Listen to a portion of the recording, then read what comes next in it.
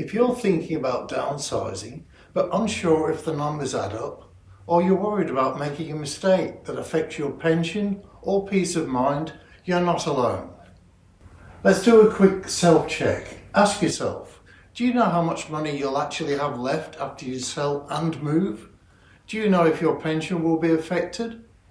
Have you considered the cost of moving, stamp duty, legal fees, or potential ongoing costs like body corporate fees or retirement village charges? If you hesitated on any of those, this video is for you.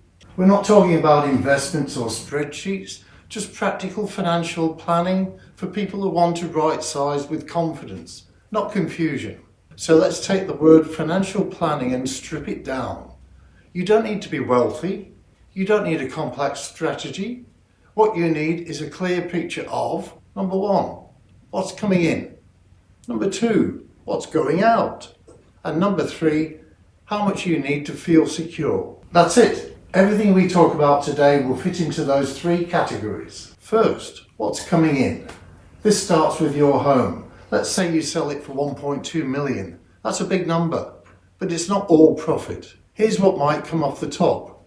Real estate agent fees, legal and conveyancing, moving expenses, purchase or entry costs for your next place, and stamp duty, unless of course you are exempt. Basic costs to get the home sale ready, gardening, cleaning, etc. Once these costs are out of the way, what's left is your equity, and that becomes your nest egg. And here's where it gets real. How you use that equity can affect your pension, your super, and your sense of freedom. Now let's talk about what's going out, both now and after you move. There are two phases. Phase 1, transition costs. Removalists, short-term storage if required, cleaning or temporary accommodation, administration costs, mail redirection, new insurance, etc. These aren't enormous, but they add up, often $5,000 to $10,000, depending on how complex your move is and how far away you are moving to. Phase 2, ongoing expenses, rates, body corporate or retirement village fees, maintenance, yes, even in a smaller place, insurance and utilities.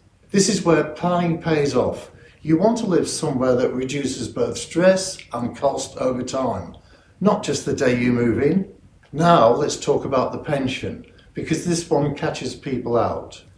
Your family home is usually exempt from the asset test, but once you sell, that money becomes accessible unless you reinvest it in another home quickly or contribute it to your superannuation using the Downsizers contribution, if you are eligible. And here's the key. If you're on a full or part pension, check with Centrelink before you sell. You may be able to contribute up to $300,000 each as a couple into your super without affecting the contribution caps. This can protect your assets from being fully assessed. But timing matters. That money is still counted as an asset if it sits in your bank account too long before being moved. This is one of the few times it's really worth speaking to a financial advisor, even if just for one session. We can put you in touch with some great local financial advisors. Just reach out. Let me share something I see often. A couple sells their home, feels cashed up, and then realises a year later that their money is vanishing faster than expected. Why? Because they didn't account for how much they'd spend adjusting to a new space, unexpected costs like medical care or travel to visit family, how much they'd spend adjusting to a new space, unexpected costs like medical care or travel to visit family, the shift from having enough to how long will it last. That's what I call the false surplus trap. It feels like you've won the lotto until the costs catch up. You don't need a spreadsheet, just ask, how long will this money need to last me? And what do I do? And what do I want it to support? Now the fun part. What do you want the money to do for you? This is where you take your equity and divide it into categories.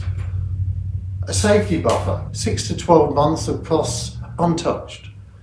Living well, hobbies, meals out, weekend trips. Family, gifts, help with grandkids, special events. Health, private health cover, dental, mobility aids, and travel, both domestic and international. This isn't just about being careful with your money, it's about control. When you name where the money goes, you don't wake up in 3 years wondering where it went. Let me give you a real example. Let's call them Diane and Peter. They sold for 1.35 million. They bought a single level unit in Mount Eliza for $780,000. They spent approximately $42,000 on stamp duty. Rates current as at the time of this recording, October 2025. They spent $25,000 on moving, legal and light renovations. They contributed $300,000 to superannuation under the Downsizers rule, and that left them $203,000 as a cash buffer and lifestyle fund. They didn't gamble, they didn't overspend, they created a plan where their costs were lower, their lifestyle was easier, and they still had access to the pension. That's what financial planning really is. It's not wealth building, it's stress reduction. If you're still watching, the chances are that this has been weighing on your mind, and I hope it feels a little clearer now. You don't need a financial advisor on speed dial, you just need a plan that supports your lifestyle, protects your pension, and gives you room to breathe. Next, I would like you to watch Why Waiting Too Long Can Cost You Your Independence.